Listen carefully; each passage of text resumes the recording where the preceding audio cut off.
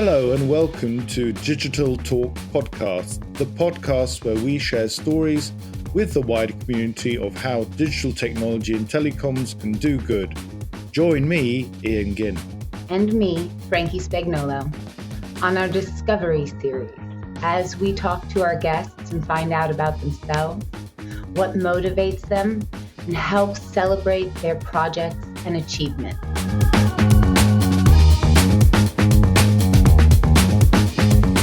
On today's episode, you'll be getting to know a bit more about my co-host, Frankie Spagnolo. This is part one of a two-part podcast, so make sure you also tune into part two, find out a little bit more about Frankie, including whether she fancies a one-way ticket to Mars. I thought it would be a great idea, and we both had this discussion about the audience that we've got out there. They should know more about us. These are also the questions we intend to pose to our future guests. So good way of trying it out, but I think it's give the audience something of interest. So I'm taking this interview. I'm going to be the interviewer and you're the interviewee. So we're hopefully going to learn a lot more about you in the next period of time with these questions and see what you come up with. So do you have a philosophy for your life, and what is that philosophy? So the simple answer to that first part is yes, I do. It drives everything that I do, and it, is foundational to all of my decision making. And it was like that before I could even communicate that it was a personal life philosophy, right? Because that takes a level of awareness. But like the reason that I want to do this show is, I have always been very purpose driven. And so second part of that question, what is it? It's really three parts. The first is to be brave. Well, I'll tell you it all together. It's be brave, be brilliant, be bold. Oh, so 3 Bs. Yeah, right. I'm all about alliterations. It has to do with my my neurodiversity and the ADHD. But you said you knew. Sorry, you said you knew this before you could articulate it. Certainly. And certainly before I could articulate it as like a catchphrase, like I just articulated it, right? But, that is sort of the growth of the last 20 years of my career, which is extremely diverse. And if I take the first part of my life, which is very different than the second half and my time in mobile and technology, for myself, in looking at this, the question became, what are the through lines? Like, what is happening that is creating this trajectory, right? And the first is, to be brave. And that was to say yes, which is something that I do, and my dad even taught growing up, that we could do things. And we grew up on a farm. So things like being afraid of bugs or coming in, like fear of things was something I had addressed in my life. And I felt, especially early, very confident. So saying yes, be brave, say yes, do it, try it. Be brilliant.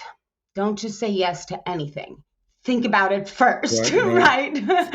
Don't just jump off a cliff because somebody asked you to jump off a cliff, right? And that brilliance is more, it has to be more than just your opinion, right? You have to and I was always a reader and always very curious. So this is also about the curiosity of things and understanding what you're doing before you do it and why you're doing it. And then the third is to be bold. And then this was really because I didn't always fit in and I had to get comfortable with standing out. And taking power of that meant being comfortable with being bold, and the boldness even of my presence, even if I don't want to necessarily take up that space in whatever way, energetically, intelligently, whatever. Yeah. So, yes, I do. And those run along sort of the themes. It has come out in my life of really like culture, the performing arts, fashion, my first part of my life, the theater arts, connectivity, right? This second part of the last like 15, 17 years of my life and my career.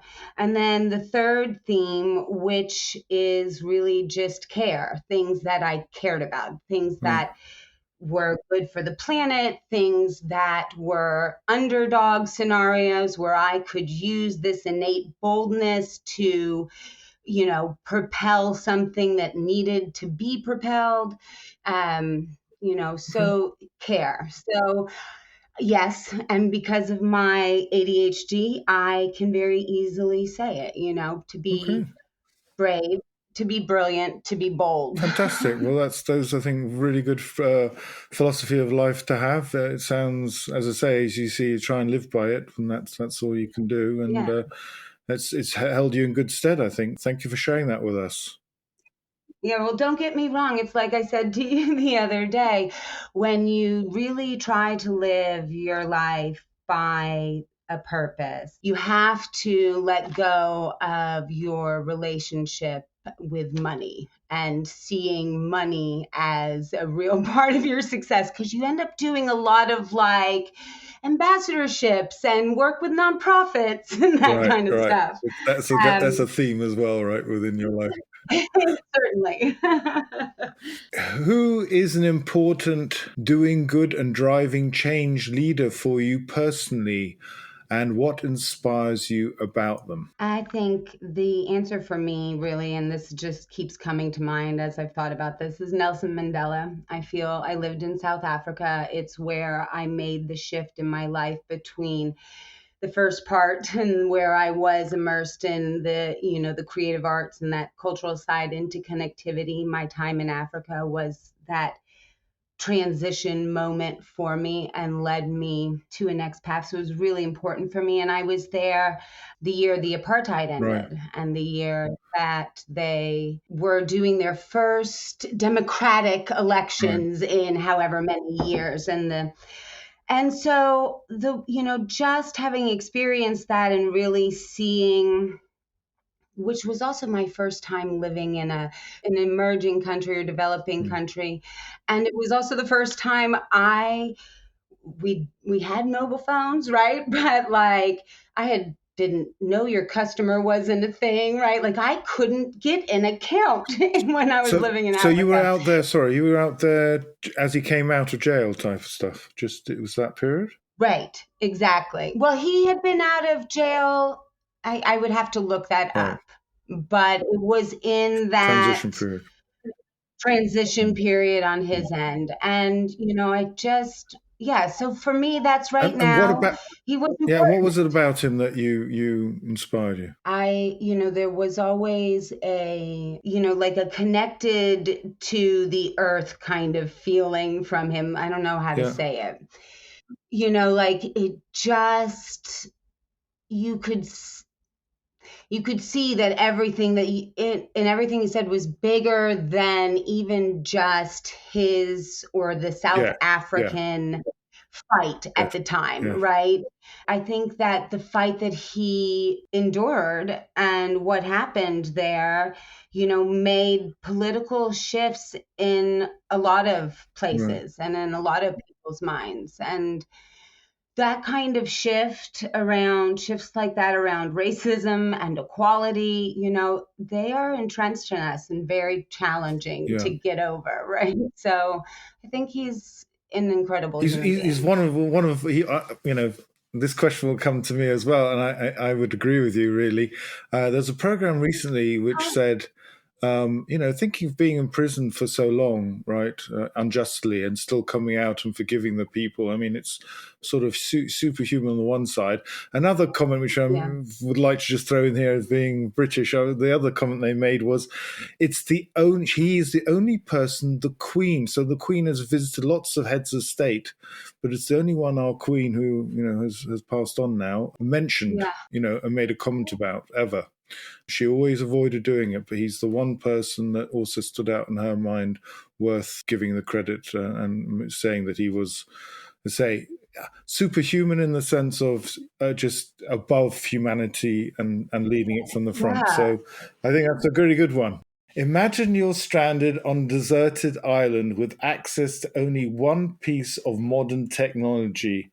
What would you choose and why? So obviously, we came up with these questions and I've thought about these answers, but our guests will have a chance to have the questions and think about their answers as well. And so my answer to this is very strategic, which is like most things that I do. I would bring my hunting knife with the serrated edge and the flint in the handle. It also has, I would hope that I ended up there. It also has like a compass on it and how long that would keep working and whatever, or if it got broken, but all these contexts come into play. But that's what I would hope for. And what are Although, you going to do with this knife? I haven't quite understood what's the purpose of it. Are you hunting? I mean, this island. How do you think there's anything living on it? well, I think you can cut things down, whatever kind of life there is, plant or animal. You have the opportunity to utilize it or to defend yourself from it. Oh, So some plants okay. can be really aggressive. And you could need to cut a path through something somehow. I don't know. But I think to be able to both utilize and defend, and then, of course, the flint for fire, because then, so long as there's a water source, I can hopefully have water. And So would you yeah, spend the first day on the beach type of thing? I'm just thinking there's a beach this, by the way. Or would you be yeah. immediately going, "Oh my God, I need to build a shelter. I need to be active. I need to survive," type of thing? What would your I would immediately build a shelter because you have to sleep that first night and you don't know what animals or life is there. So you have to prepare immediately for your first night. And I would stay on the beach. I wouldn't move anywhere. I would, from where I was, if it's a beach or whatever, I would, within oh. walking distance, use what I could, and I probably would stay there if I really was stranded until I had gotten the lay of things, because like this piece of technology, my Swiss Army knife, hunting knife, I would be And the very way you're strategic. brought up, it sounds like you could handle yourself as well, right? That's my impression. Yes, although being stranded with myself alone on a desert island would be the Might be challenging the part. challenge itself. Okay. uh, the jungle or whatever I could probably deal with and like make fires and stuff. Tell me a bit more about your background, educational background in particular. What makes you such a bright spark and knowledgeable person? My undergrad is in musical theater and instrumental music, and I have a master's in physical theater. I went to school out in California, and physical theater is like Carol Burnett and Jim Carrey, Ted Lasso for, that kind of physicality in your body. Yeah, so that's what I went to school All right. for Okay. since I was very And young. do you use any of it now in your current life? Well, I think I do in lots of ways, right? The way I present myself, my ability to influence when I'm speaking to large audiences and to be able to do that persuasively, to also be able to listen. It has also, like, and not say no, because in acting, you want to be saying yes to the people you're on stage with. And so that goes back again, looking through my life at that first sort of silo of my philosophy and saying yes. So listening is an important skill that I learned in that, both in my time as a musician, because I'm a violinist, and so within the orchestra you have to listen all around you. I call it orchestra hearing, Yes, right? sir. and as an actor. So yeah, it's really helped me in different ways. Certainly I am not a network engineer, which had I known what I was going to really do, I might have done differently, because I love to learn, and I would have probably been good at it, and I would like to know how to actually make the things Right. now, and I don't. But I loved what I did. Yeah. Fantastic. Great background to have. What's a hobby or activity that you're passionate about that might surprise our listeners? I think that's a good question. I would have to say produce, fresh, farming. I grew up on a farm. In the last 10 years, my farm has gotten into a joint venture with the Amish, who have moved into the area around my family's farm. And what I have learned about local produce and the reality of our food distribution channel, and how far things have to go when you think about world hunger as like one of the foundational problems in the Mm. world, and I really enjoy it. I love being on the farm. I love, as much as I love the bustle of big cities, and don't get me wrong, I couldn't live without them. But when I'm at the farm, it's really lovely to be there. Can you share with us what sort of produce you're producing? I know you said, Yeah. I'm just like, I don't know what sort of that part of the US, what sort of grows there in that part. Yeah. So in Kentucky, well, and the way that it works, it's kind of co-op-y. Like each farm does a Right. vegetable, or, you know, two in large quantities. It's not like everybody is growing Mhm. everything. And so my father specializes in tomatoes, specifically heirloom tomatoes, and an heirloom varietal of garlic that my grandfather actually brought over from This is the Italy and grew Italian. in his This is the backyard. Italian Yeah, background. Fantastic. the Italian background of Fantastic. me. So, But yeah. I mean, I thought I'm not a great farmer myself, but crop rotation, do you follow those principles? Like that was invented in the Yep, crop in rotation the in. agricultural revolution where they had this idea of for rotating. I presume you're doing that, right? Well, that's the cool thing about garlic. Garlic is a winter crop.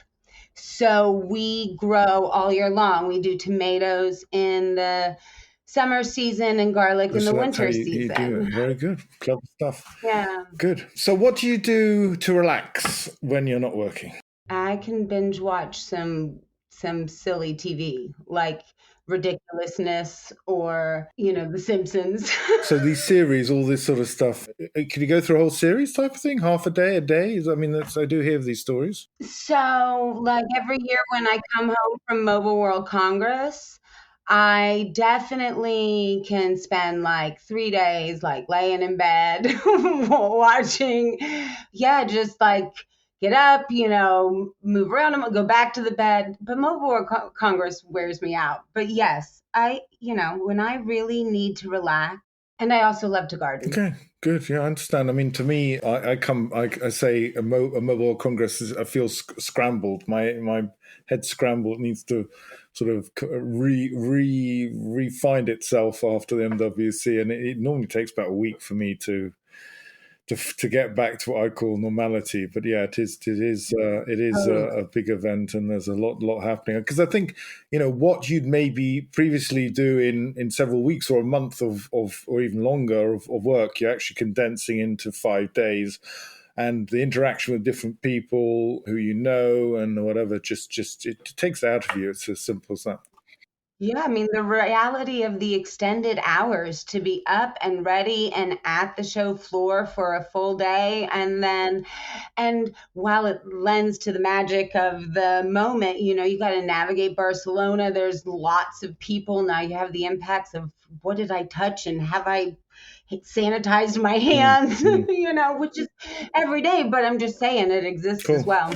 And yeah, I use that point to Okay, download. no, I understand. I think that's a good thing. So, when you were a teenager, What did you want to be? A movie star and a Broadway, Okay. triple threat. Okay. Well, in a That's way, what I you wanted. followed that on, didn't you? You went to art school, as you say, and you did follow that to some degree. Yeah, certainly. I mean, I have been playing the violin since I was 2 and dancing since just a few years after that, and yes, I did. But, there's a long way between going to art school and succeeding in that So, were you ever on world. the big screen? Is there some films that we should be going to the archives to see where you were? Yes, but I'm not going to give names. And thankfully, I'm old enough to be of the era where, unless you have a VHS in your Okay, house and know my right. mother, you probably won't find them Okay, I all. understand.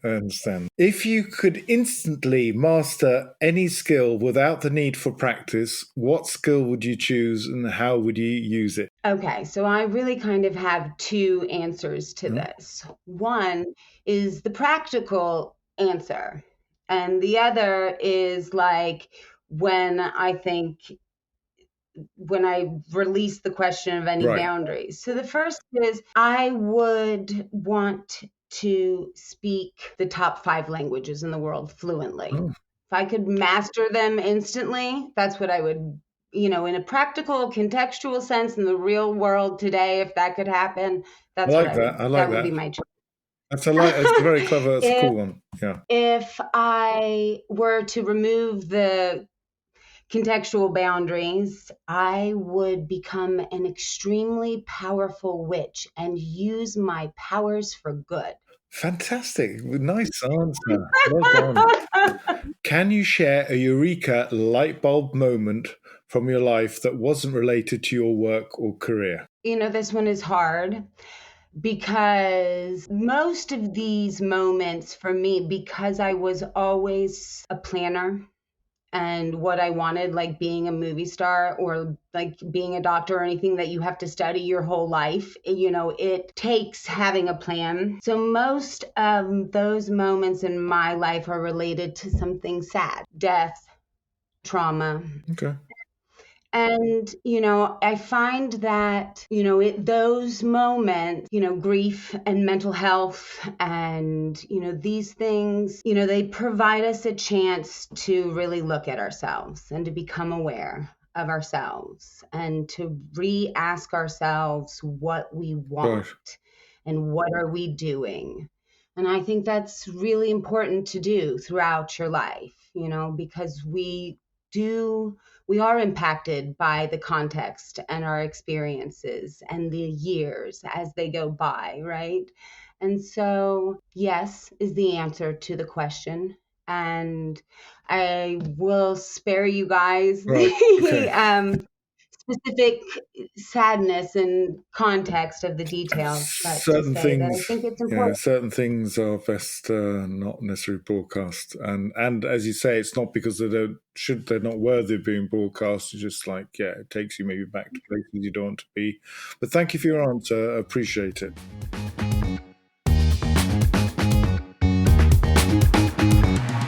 Thank you so much for taking the time to listen to our new podcast. If you have any feedback from today's episode or know of any stories to be told involving digital technology in telecoms doing good, then please do let us know via email feedback@digiteltalk.com. Also, feel free to send us a message on LinkedIn. It would be great to hear from you. Before we go, if you've enjoyed today's episode and would like to support the podcast, then don't forget to give us a follow and hit the notification bell so you never miss an episode.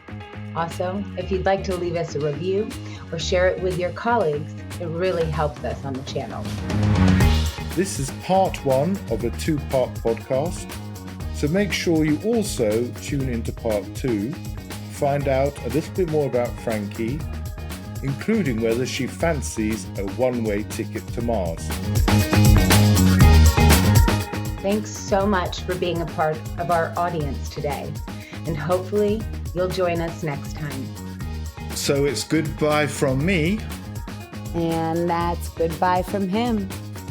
Bye for now.